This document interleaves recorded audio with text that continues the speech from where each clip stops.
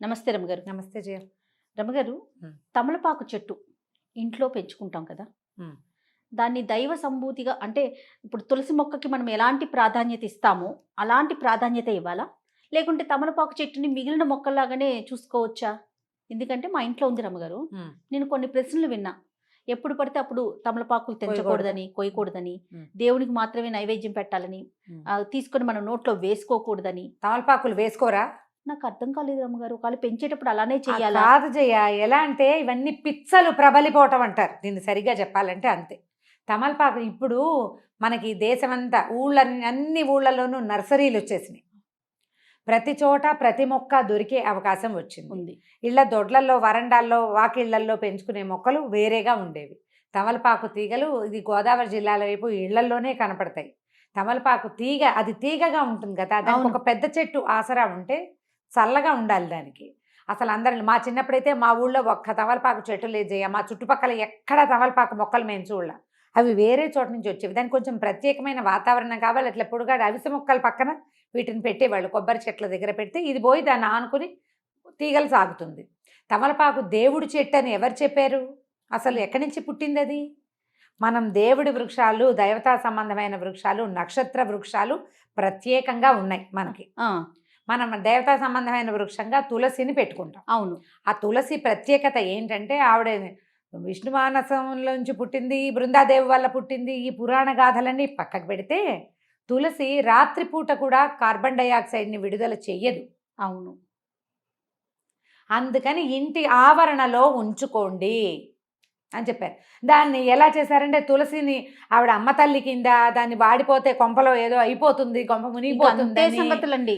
ఏమిటేమిటో పొట్టు. మనం ఏంటంటే విషయాల్ని కాంప్లికేటెడ్ చేసేసుకుంటాము. ఏదైనా చిన్న విషయం తెలిస్తే అట్లా అట్లా అట్లా చిలవలు. ఎలా అంటే చూడు జయ, 25 ఏళ్ల క్రితం కట్టిన గుడి, కొత్త గుడి, 1500 సంవత్సరాల క్రితం కట్టిన గుడి, పురాతనమైన గుడి. ఈ రోజుకి ఒక 100-150 ఏళ్ళు పోతే మొన్న కట్టిన గుడి, అంటే మన ఇంటి పక్కన జస్ట్ స్థలం బాగుందని ఏర్పాటు చేసినటువంటి గుడి పురాతన దేవాలయం అయిపోతుంది. అంతే కదా. దానికి ఒక స్థల మహాత్యం వచ్చేస్తుంది. అంతే కదా. అవునండి. ఇవి కూడా అంతే. మనకేంటంటే సోషల్ మీడియా వల్ల అక్కర్లేని విషయాలన్నీ ప్రచారం అవుతాయి. ఎంత అవసరమో సోషల్ మీడియా మనకి, నిజంగా అంత అనవసరం. మనం ప్రతి విషయాన్ని చిలవలు పలవలుగా విని విని విని విని ఎవరో ఒకళ్ళు ఏదో ఒకటి చెప్తుంటారు. ఎవరికి తోచింది వాళ్ళు చెప్తారు. మీరు సాధారణంగా ఆలోచించండి. కొన్నేళ్ల క్రితం మనం ఏం చేసేవాళ్ళం? ఏదైనా పండగలప్పుడు, పూజలప్పుడు దేవుడికి తాంబూలం ఇవ్వాలి. తాంబూలం అనేది ఒక సేవ. ఆయనకి, భగవంతుడికి షోడశోపచారాల్లో తాంబూలం ఒక సేవ. తాంబూలం దేవుడికి పెట్టి ఆ తాంబూలం ఇంట్లో ఉన్న వాళ్ళు గృహస్థు వేసుకోవాలనేది నియమం. ఇప్పుడు వేసుకున్నామా లేదా? కదా. అవును కదా. అది కాకుండా నిత్యము తాంబూల సేవనం చేసేవాళ్ళు. ఇప్పుడు మనం మానేసుకున్నాం. అసలు మా వాళ్ళల్లో అయితే ముత్తైదు అంటే రోజు తాంబూలం వేసుకోవాలని నియమం చేయ. మధ్యాహ్న భోజనం అయ్యాక ఖచ్చితంగా ఆడవాళ్ళు తాంబూలం వేసుకోవాలి. ఎందుకో చెప్తాను. దానికి సున్నం రాసి వేసుకుంటే కాల్షియం గెయిన్ అవుతుంది. సున్నం ఒట్టిగా తినగలమా? తినలేకపోతాం. తాంబూలంతో తీసుకోగలుగుతాం. ఆడవాళ్ళకి కాల్షియం అవసరం. ఇదివరకు పురుళ్ళు ఎక్కువ కాదు. అవును. ఇళ్లలో పనులు ఎక్కువ, ఎముకలు అరిగిపోతాయి. మగవాళ్ళకి తాంబూలు చర్వణం ఉండేది, ఆడవాళ్ళకి ఉండేది. ఇప్పుడు మనం చూసినట్టు పాన్లు ఎక్కడ పడితే అక్కడ దరిద్రంగా ఉమ్మేస్తారు, చెత్తలు తిని. అవి కాదు, దానికి ఒక ప్రత్యేకమైన పద్ధతి ఉండేది. రసం మింగేసి తమ్మ ఉమ్మేయాలి. ఆకు మింగకూడదు. మింగరు, ఊట మింగుతారు. అది ఉమ్మేయాలి.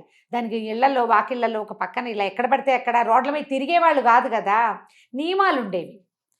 డెలివరీ అయ్యాక 11వ రోజు నుంచి ఈ బాలింతరాలు ప్రతిరోజు తాంబూలం వేసుకోవాలి. దాంట్లో ప్రవాళ భస్మము, ముక్త భస్మం వేసేవారు. అవునవును, నీకు కూడా తెలుసు కదండి. మరి ఇప్పుడు దేవుడి ఆకైతే తినకూడదు కదా. మనం మైలలో ఉన్నారు, తినకూడదు. 11వ రోజు నుంచి స్టార్ట్ చేస్తారు. ఈ పిచ్చి మాటలు ఎక్కడి నుంచి పుట్టిస్తారో అర్థం కాదు. ఇళ్లలో పెంచుకోకూడదు, గిల్లకూడదు అనేదైతే లేనే లేదు. కాకపోతే అందరి ఇళ్లలో ఈ మొక్కలు రావు. దానికి వాతావరణం బాగుండాలి, అనుకూలంగా ఉండాలి. అది పాకటానికి అనువైన ప్రదేశం కావాలి, కొంత చల్లగా ఉండాలి. పిచ్చి ఎండలు కాస్తుంటే బాగా రావు. ఒక్కో ఇంట్లో ఎలాగో రయ్యమని వచ్చేస్తుంది, మనీ ప్లాంట్ లాగానే. అవునవును. అవును. తాంబూలము నీకు ఆకులుంటే ఎవరైనా ముత్తైదు వస్తే మనం తాంబూలం ఇవ్వటం మన విధానం. అవును. మరి గిల్లకూడదంటే ఎట్లా? ఇప్పుడు మన ఇంటికి వచ్చి వెళ్ళేటప్పుడు ఖచ్చితంగా బొట్టు పెట్టి జాకెట్ ముక్క పెట్టి తాంబూలం పెడతాం. ఇస్తాం. ఇంట్లో పెరట్లో ఉంది కదా అని గబుక్కుని తీసుకొని పెట్టాలంటే ఒక ప్రశ్న అన్నమాట. అమ్మ తీయకూడదా? ఇప్పుడు ఆంజనేయ స్వామికి ఆకుపూజ చేస్తాము. మరి ఆకుపూజ చేసిన ఆకులు ఇంత మోద తీసుకొచ్చి మన చేతిలో పెడతారు. ఏం చేయమని? పారేమనే కాదు కదా. నిర్మాల్యంగా దాచుకోమనే కాదు. తలా ఒక 4 ఆకులు ఇస్తే కాస్త సున్నం రాసుకుని వేసుకుంటారు. భగవంతునికి అర్చన చేసిన ఆకులు తీసుకోవటం వల్ల కూడా మనకి కొంత ప్రయోజనం లభిస్తుంది. తమలపాకు మనకి ఆరోగ్యదాయిని, అన్నం అరగదీస్తుంది, అవును, గొంతులో ఉన్న కఫాన్ని తొలగిస్తుంది. తర్వాత అది ఏంటంటే ఒక విలాసవంతమైన వ్యవహారం కూడా. దంపతులు తాంబూల చరవణం చేస్తూ ఉండటం అనేది ఒక విలాసం. దాన్ని తీసుకెళ్లి దైవ సంబంధాలలాగా అంటకట్ట చేస్తే ఎట్లాగమ్మా? పిచ్చి. అంటే భగవంతునికి వాడతాం కాబట్టి దాన్ని ఇంకా దైవ సంభూతంగా భావించేస్తున్నారు కదా. దైవ సంభూతం ఎట్లా అవుతుంది? నువ్వు పెళ్లిళ్లలో తాంబూలాలు పుచ్చుకోరా కదా? పుచ్చుకుంటారు కదా. పెళ్లిళ్లలో తాంబూలాలు పుచ్చుకుంటారు, పేరెంటాలకు వెళ్తే తాంబూలం ఇస్తారు, ఆడవాళ్ళు తాంబూలాలు వేసుకుంటారు, మగవాళ్ళకి ఇళ్ళీలు వేసుకుంటారు. దేవుడికి పూజ కూడా చేస్తాము. ఒక ఆంజనేయ స్వామికి తప్పితే ఎవ్వరికి తమలపాకులతో అర్చన చెయ్యం. అవును, ఆయనకి ప్రీతి చల్లగా ఉంటుంది తమలపాకుల తోటలో. ఆ చల్లదనానికి ఆయన అక్కడ ఉంటాడని చెప్తారు, ఆయనకి ఇష్టమని.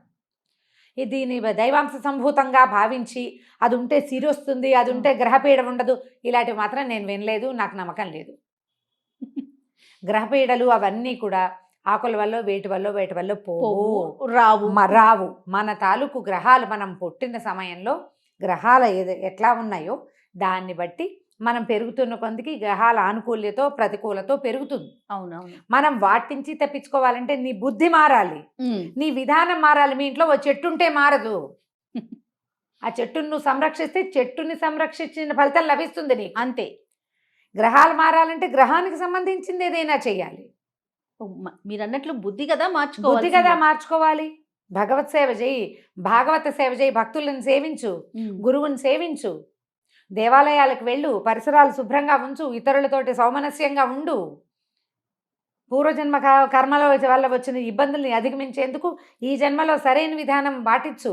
మొక్కలు పెడితే రాదు, అది నీ లోపల ఉండాలి. కానీ ఎంత దాకా ఆలోచిస్తున్నారంటే రమ్మగారు, ఈ మొక్కల్ని కూడా ఎటువైపు పెట్టుకోవాలి, ఏ బాల్కనీలో పెట్టాలి, ఏ వైపు బరువు ఉండాలి, అది నియమం చేయాలి. ఇప్పుడు మనం ఇండిపెండెంట్ ఇళ్లలో పాతకాల పెళ్లిలో తూర్పు వైపున ఈ మొక్కలు ఉండకూడదు అంటే కాదు. అవి వాటి నుంచి వచ్చే గాలి ఏ సమయంలో వస్తే మంచిదో, అది ఏ పక్క నుంచి వస్తే మంచిదో ఆ వాస్తు లెక్కలు వాటిని మనం కాదనిలేం చేయ. చాలా పొరపాటు, అవి నిజం. ఇప్పుడు నువ్వు అపార్ట్మెంట్లో ఉన్నావు, అపార్ట్మెంట్లో రావి చెట్టు పెట్టుకో. రావి చెట్టు వాకిట్లో ఉండాలి. లేదా మన దత్తాత్రేయ స్వామి వారు ఉంటారు, ఔదుంబర వృక్షం.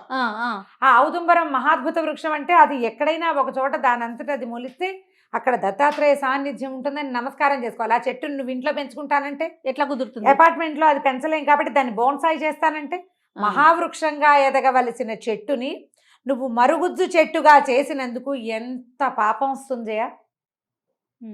ఒక చెట్టు ఎంత గాలినిస్తుంది, ఎన్ని పక్షులకి ఆవాసంగా ఉంటుంది, ఎంత ప్రకృతిని శుద్ధి చేస్తుంది.